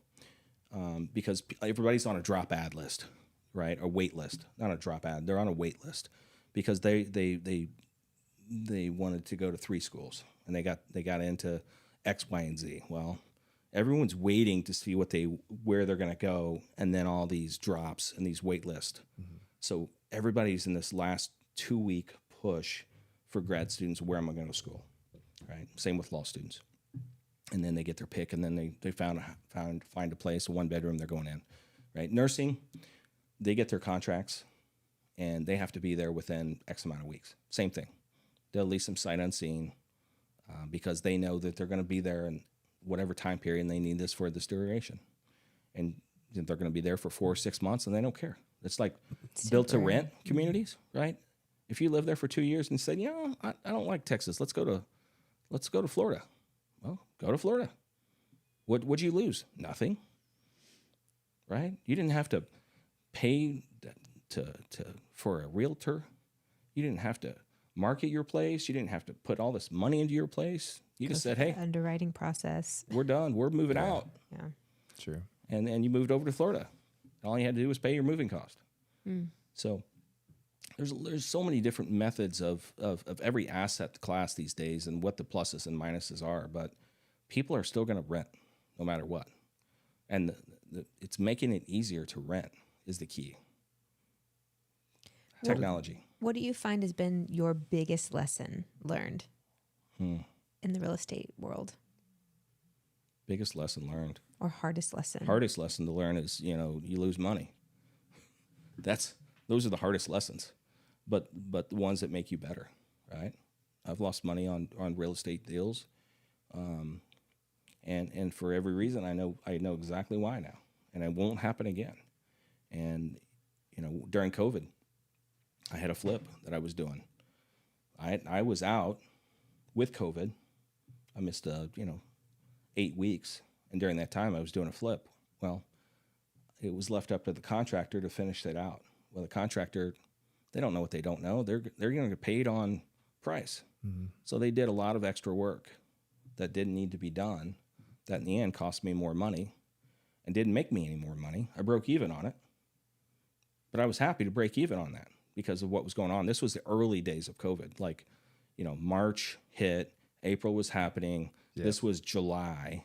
The first couple months. Mm-hmm. Right. This wasn't when homes were flying off the shelves. This is when nobody was buying anything. So had I kept that for a year, things would have been different. But the other thing is about, your leases. Some of the hardest lessons I've learned is through, debate with an attorney or having to go through the court system about a lease, of what they broke and what they owe for and what they did or what they didn't do. A simple lease there's no such thing as a simple lease. Every paragraph in a lease is because something has happened, right? Yeah. And today, the language gets reworded and worded and reworded based upon legal and lawsuits. Not lawsuits we maybe been involved in, but through the state. Somebody else had a lawsuit, and there was a judgment. And so you got to constantly keep on top of those things because real estate law in every state's different, and tenants' rights are different. So knowing those, I missed a deadline to return a security deposit. This was on my own property. The state of Indiana, you have 45 days from the date the tenant vacates. Tenants are waiting every day until the 40. They're just, if you miss, you have to owe more, right? No, you get penalized, you have to return the full amount. Oh, okay. All right. If you go past that date now, it's full. Uh-huh. Yeah. Even though they might have damaged it and they owe you more, you have to give a full refund. It's just a yes or no question. Did you miss it or not miss it? It's not a debate. Well, and was that one of those people where they should not have gotten the full amount? Was there some damage? I don't remember that. I'm sure it was because if they would have gotten their full amount of money, it would have been immaterial. Yeah. But it cost me, so that was the lesson I learned. That 45 days is 45 days. Mm-hmm. Now there's still law in Indiana it still needs clarity because it doesn't say 45 days from the date it was mailed or received or notice given. And so the state of Indiana really needs to do some work on that because, electronic means is the same as, acceptance is the same as mail received, right? Sure, yeah. I mean, if you had dated. But it comes down to, did you have read receipt on your email? Right? Simple things like this that you don't ever think about, but if they received it and you give notice to the court that they read receipt this, then your date is there. So, there's misconception after misconception after misconception of every tenant that wants to cite you what the laws for it is, right? It's not from the date you move out. It's from the date the lease ends. So tenants will move out, July 13th. They'll say, I turn my keys in the 13th. Well, the lease ends July 31st. Mm-hmm. The lease was not terminated sooner. Mm-hmm. If the lease was terminated sooner, then yes, it starts July the 13th. But this thought of, well, I gave you the keys then. I gave you my possession. Well, there were 3 other tenants in there. I didn't get possession of it. So that really is the tricky piece. And I'm not saying it's intentionally. It's just what people don't know what they don't know. And even at that point, you're always fighting just to prove your point. And sometimes, would you rather be right or happy? Happy for the most part. That's a great question, That's David. a In marriage, would question you we rather be? say to each other all the time. Yeah. It started with I'd rather be right, but I changed it to happy after a while. Yes, ma'am. Yeah. What advice would you give people wanting to get into real estate investing? Yeah, where does one start? Yeah. So the first part of that is what advice will I give and where to start, right? The advice is get in as soon as you can. Do not think, well, I missed the window. I've got people like, oh, I should have bought 20 years ago when you started buying. Well, why am I still buying today? Because there's still opportunity today, right? So today is the opportunity to buy first. And how much money do people need to have to start? Well, I'm going to say a loaded question too, but what do you have, right? That'll determine what you can buy, whether you're buying it solo or you're crowdfunding with others or you're forming a partnership with others. Do not let how much money you have be a limit of your thoughts of what you can do, right? And what to buy, the advice on, where how to get started. Get started with someone who's been there before you have, right? You cannot take 5 people at a table that have never owned real estate, decide, hey, I think it's a great idea we pool all our money together and we go buy an asset. That can happen. It's exactly the way it happened for me, at one period with 2 fraternity brothers. We sat down and said, hey, let's pool some money together and let's go buy this. And we did. Now, were there lessons to be learned along the way? Absolutely. Would I advise people to do that today? No. I would say find someone who's been there before you have, whether 5 years, 10 years, or longer. Someone who's done one deal, that's not getting there before you have. They just picked up the phone faster than you did. But you have to have someone who has been there and experienced and has their own money in a deal. Not a real estate agent that's never owned a piece of property. Too many real estate agents want to give you advice and they've never owned rental properties. They say this is a great deal. They don't know what a great deal is. You are so right. You're so right We've about had these that. conversations with people. Yeah. Absolutely Don't not. do multifamily. Well, do you know anything about it? No. But don't do it. I'm not going to listen to you. Do not buy an investment property from a residential real estate agent. Yeah, yes. Exactly. Advice. Do not. So, Jeff, we've picked your brain numerous times, but for our audience who maybe aren't as familiar with what you do, you syndicate, you own these properties, but you also offer coaching for people like us or people who are interested to get involved. Talk a little bit about that. Yeah, so over the last 23 years of doing rental properties myself, I've learned a lot. Of course, I've learned, how to avoid the potholes, right? How to avoid the speed bumps, how to get there faster. And that's what I'll tell people. Anytime you do something is you want to know how to get there faster, pay someone for their experiences. And that's what I offer, right? Can you go and do this on your own? Absolutely. And you can enjoy every piece of it the way I have. Or you can pay me, work with me, and I will tell you how to get to $0 to $10,000, $50,000, $100,000 a month quicker. But what it comes down to is it starts with a one-on-one conversation. Where do you want to go? What do you see yourself being involved in? Do you want to be what they call a passive, which means you just give money and you have the benefits, or do you want to be active? Active means you're the guy, lady out there leasing the property, answering the phone calls, mowing the grass, do whatever it takes, right? There's different sides of the equation. What I work with people on is first to find out where do you want to be, right? In 3, 5, 10 years. And then from there, I like to work with people to get you in that mindset to go there. And through my coaching program, what I offer people is there's three methods. One is it's calls that we do, right? You get access to recorded calls that we're doing about various events, various things on real estate. It'd be like reading a book, right? You're going to absorb some of it. The second thing is being active participant in the real estate calls. Then you can ask your questions. You can be in the position where you're getting the knowledge that you need. And then the third piece is just one-on-one, where I work with people. And what today is for me is my time is the commodity. And so I do charge for my time, and I work with people on that. If it's a group setting, of course, it's a lower price point.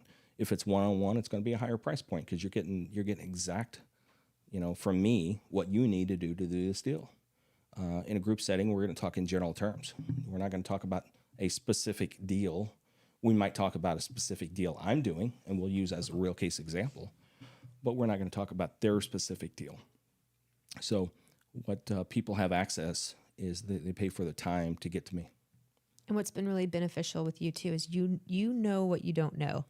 You already know the things where people like us are just starting out. We don't even know what questions to ask. We can't even think outside of our little box when you've got this gigantic plantation. Yeah. Just back one of that these up. Plantation's probably not the right word. You've got this gigantic, what would be a word I could use? Rolodex of information. Yes, you have a gigantic Rolodex of information. Encyclopedia of Yeah.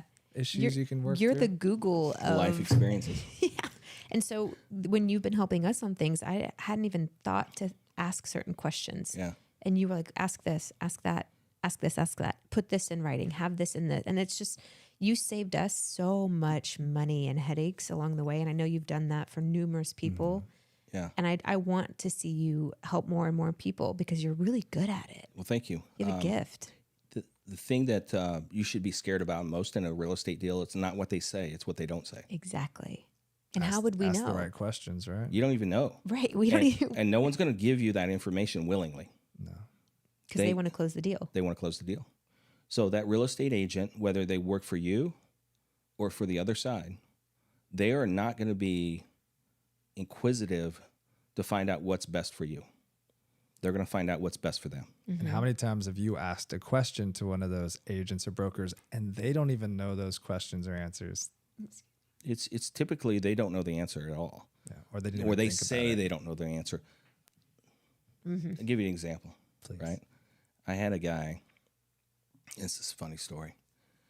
There was a murder at a property. I knew there was a murder at the property. I remember the murder at the property 10 years prior.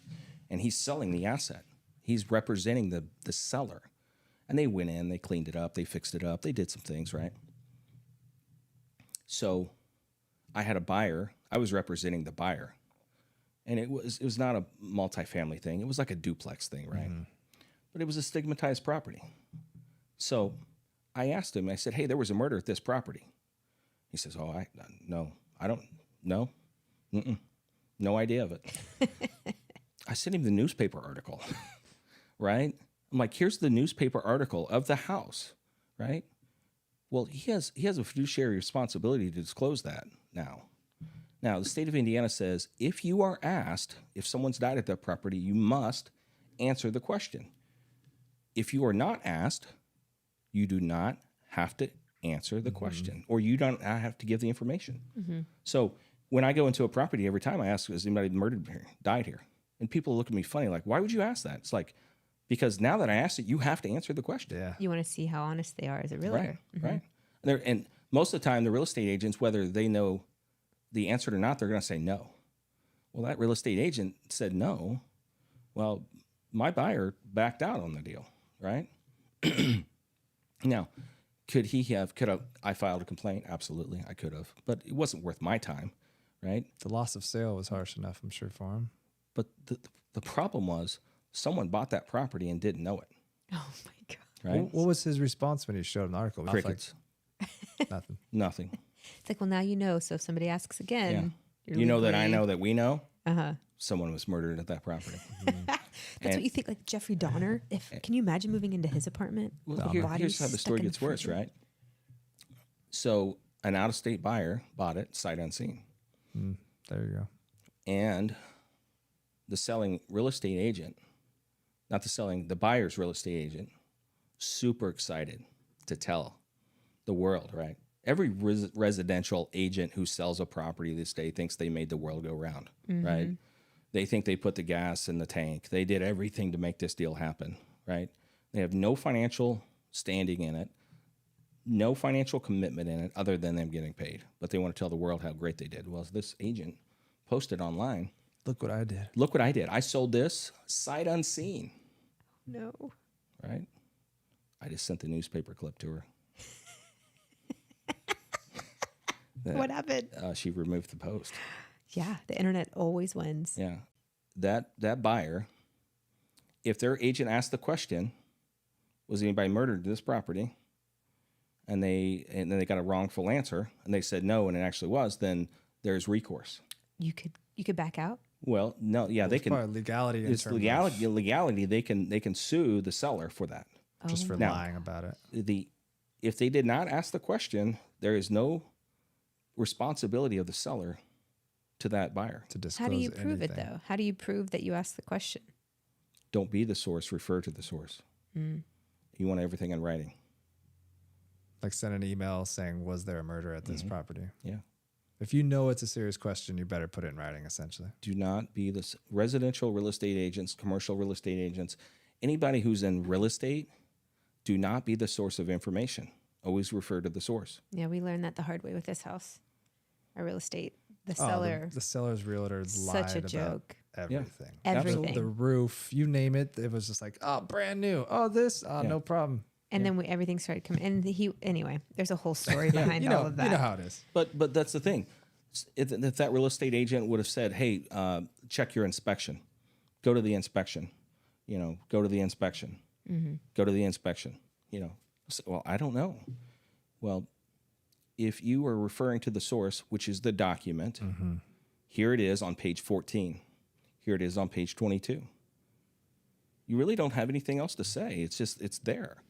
So it's the hard lesson people learn in real estate, on both sides of the equation. It's all he said, she said at that point. But I'll repeat this.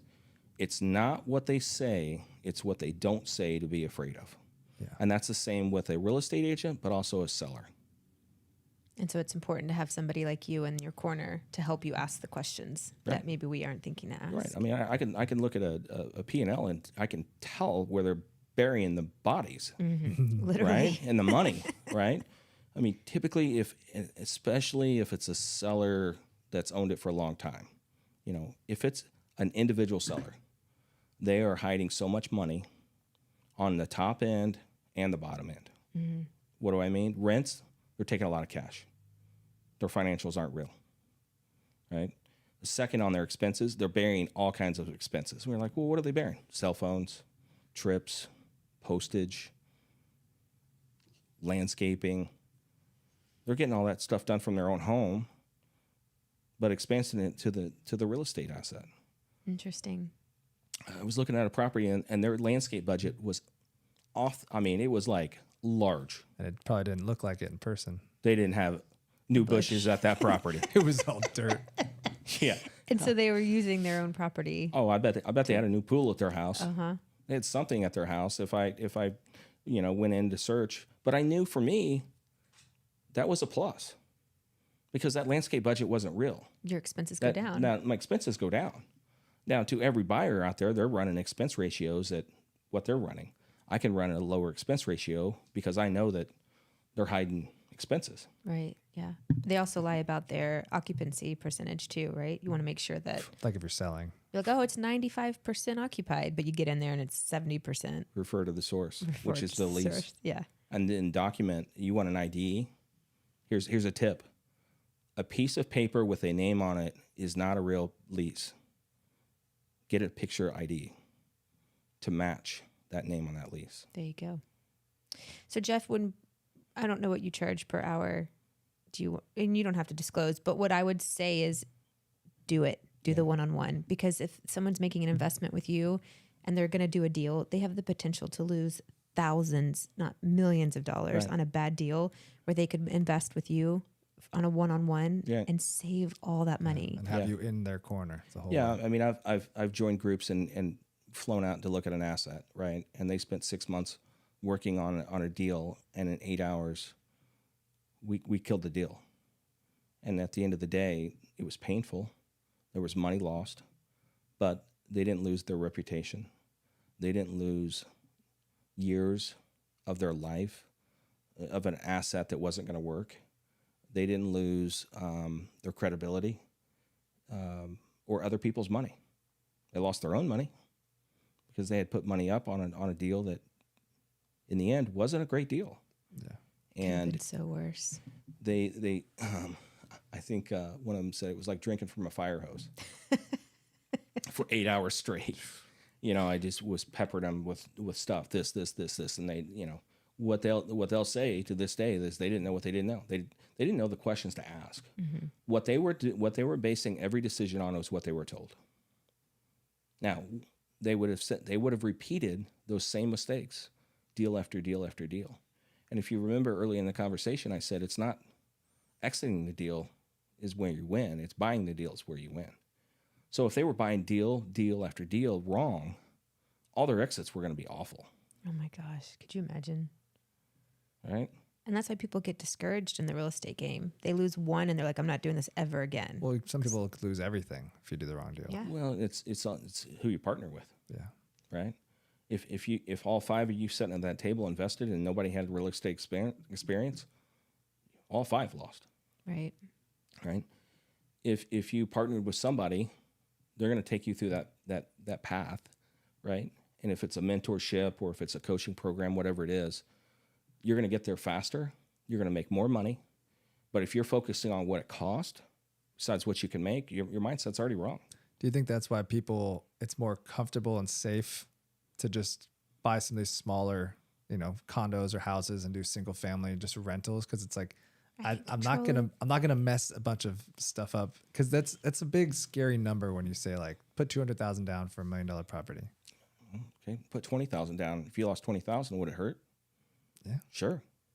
$20,000 is a lot of money. Yeah, people just feel like it's it's more reachable. I think people don't understand how to get to that multifamily deal. So that way, call Jeff. Yeah, and multifamily is you can't go it alone. Yeah, no one should go at it alone. In multifamily, I mean, your strength is your numbers. Yeah. It's 3 people asking questions versus 1 person asking the question. Your value, right? I mean, your power to do a deal, to close a deal, to get there faster. I mean, you're not just 3 times the speed. You're 30 times the speed, because you've got everybody pushing for the same thing. Yeah. And there's, I mean, it's like anything, right? I forget more than I know. The longer you're in this game, right, you start to forget more than you know, and then you remember about a deal you did 10 years ago, and you're like, oh, remember that deal? Mm-hmm. That's the piece that I can pull off the shelf. And whether interest rates are 4% or 5% or 10%, I've never not done a deal because of an interest rate. Okay. Right? And people are stuck right now because they think, well, I can't make money on this. I could at 4%. Well, it's not 4%. Don't even think about it as 4%. People are stigmatized now because it was cheaper then. Well, so was everything else. True. Everything. Do you want to make the same amount of money that you did 5 years ago? No. Then why are you looking at rates 4 years ago, 5 years ago? Look at something different. Again, change your perspective, your outlook. So I guess that's good to lead into this. The rumors are, market's crashing, everything's changing. Here it comes. Interest rates are crazy, inflation. What do you advise people to do the second half of 2023? We're moving into this time, and interest rates are going back. Where's the future of the industry? What do you think people should be doing with their money? If you're sitting on money, you need to park it in some type of real estate now, right? Whatever you know about real estate, or someone that has real estate, or put it into somebody who operates real estate, who's done it before, who's done it for the last 10 years. Do not put it with somebody who's done it 2 years, 5 years. They've not been through the cycle. When times get tough, they might not even exit a deal, right? There's so many people out there that say invest with me, and they've never exited a deal. Well, if you didn't buy the deal right, you're not going to exit it right. So now it comes down to what to do with that money. Get it parked in some type of real estate asset, right? Do not buy a REIT. Do not put it in some BlackRock fund. You get no benefits of that, right? Put it with somebody who's done it, has been there for at least 10 years, have exited deals, has a track record, and is only buying assets they know they can make money on, right? Someone who's been at it 10 years is not looking for an asset to make an acquisition fee on. Right? That's the short win. Mm-hmm. Well, if you're going to be in this in the long term, you got to make it on the end. You got to make people money.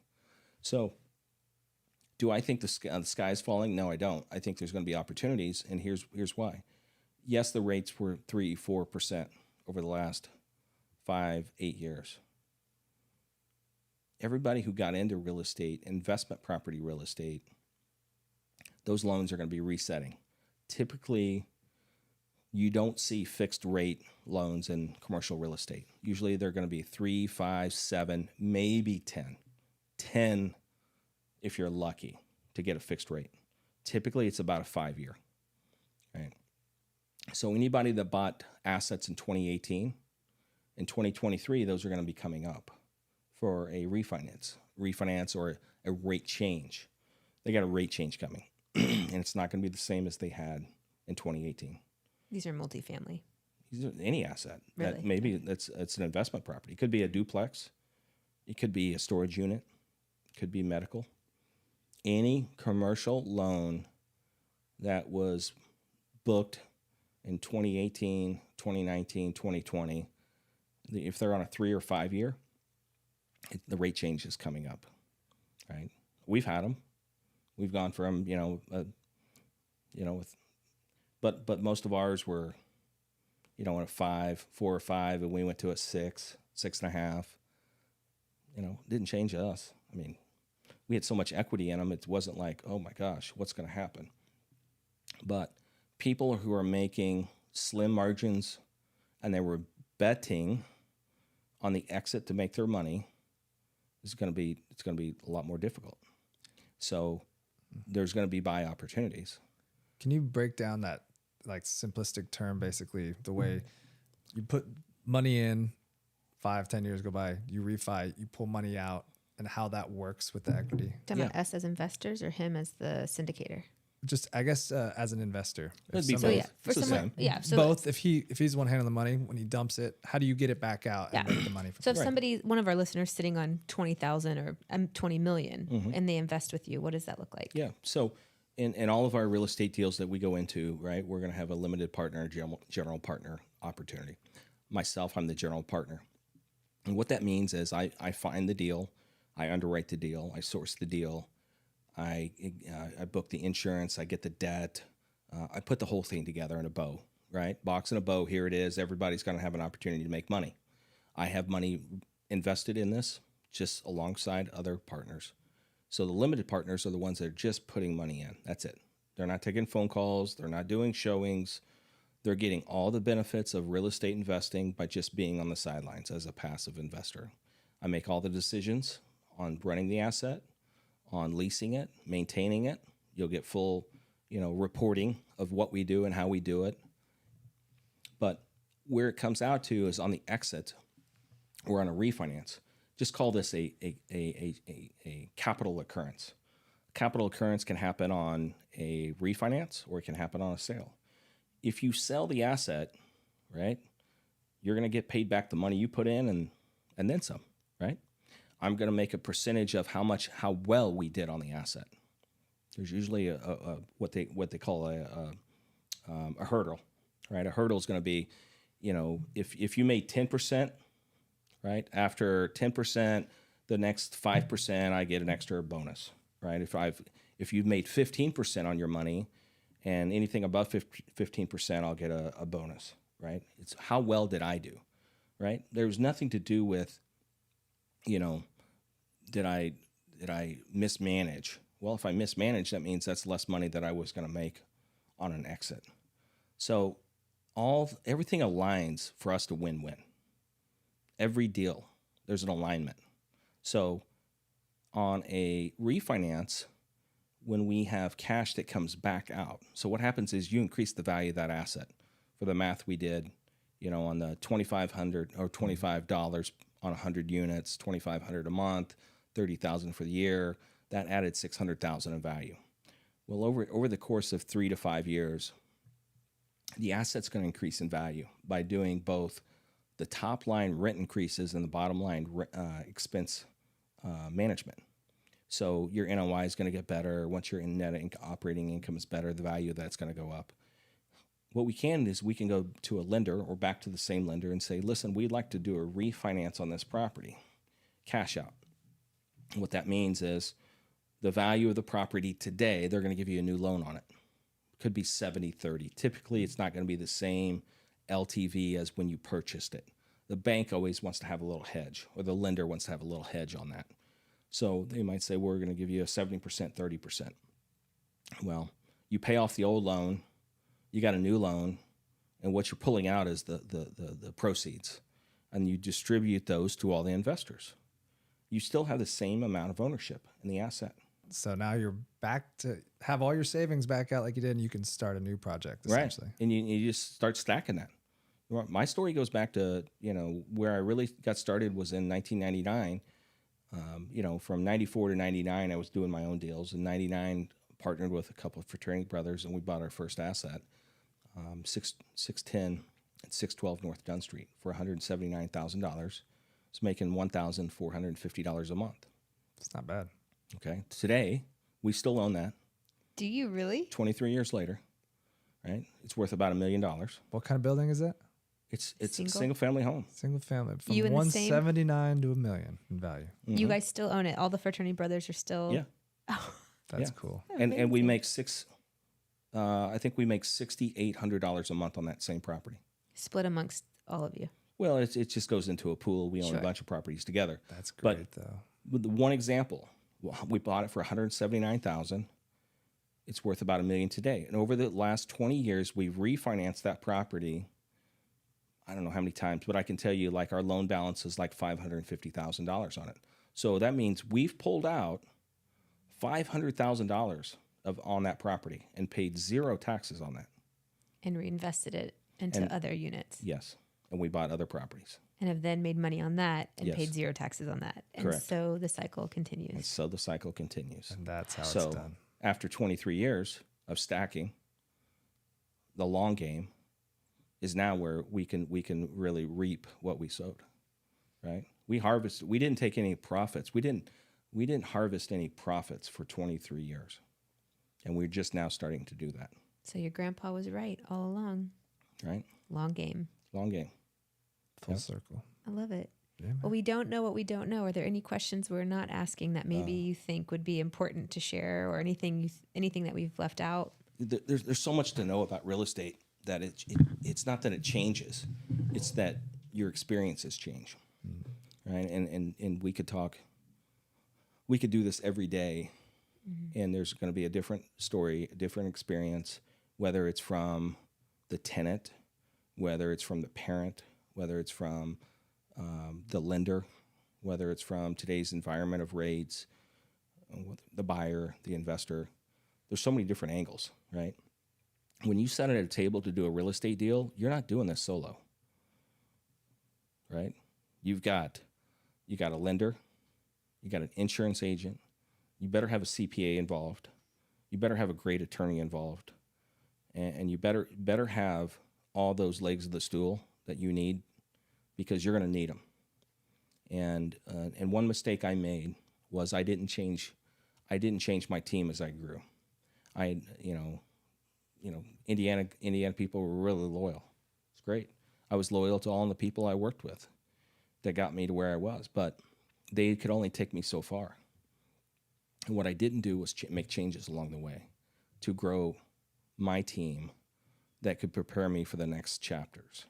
And so I was stagnant for a bit there, but what I learned was, you have to expand that team, and they have to grow with you.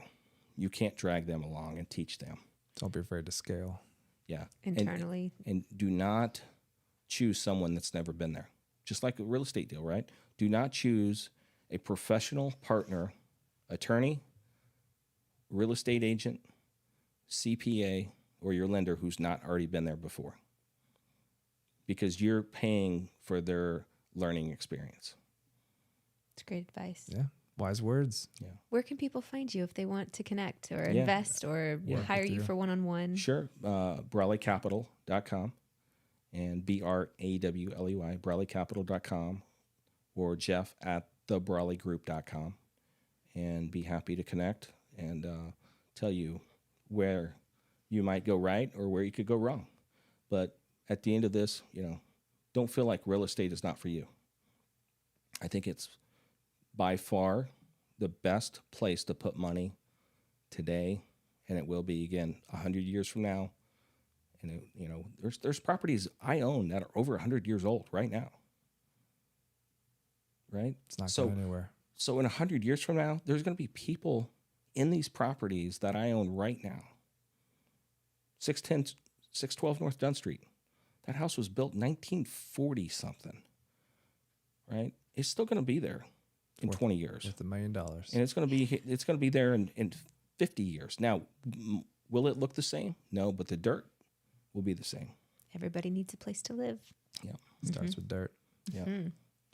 Well, thanks for joining us on Shift and Focus. This was awesome. Thank you. Thanks for having me. It's been awesome to have you here and to share your knowledge with everybody. And you guys, when I tell you he has literally helped us so much, we don't say that with a grain of salt. That's right. You have literally been such a huge implementation in our lives and in the real estate. And we're really grateful to have you in our corner. And just to share you just with to add everybody one more else. thing too, to prove that this guy's the truth. We were at a Cardone event in a room with Grant, and instead of Grant preaching on the information, he was asking you questions about the housing market, about student housing. Everyone was kind of looking around the room at you, and Grant was on stage, and you were running the show there. So he's the truth.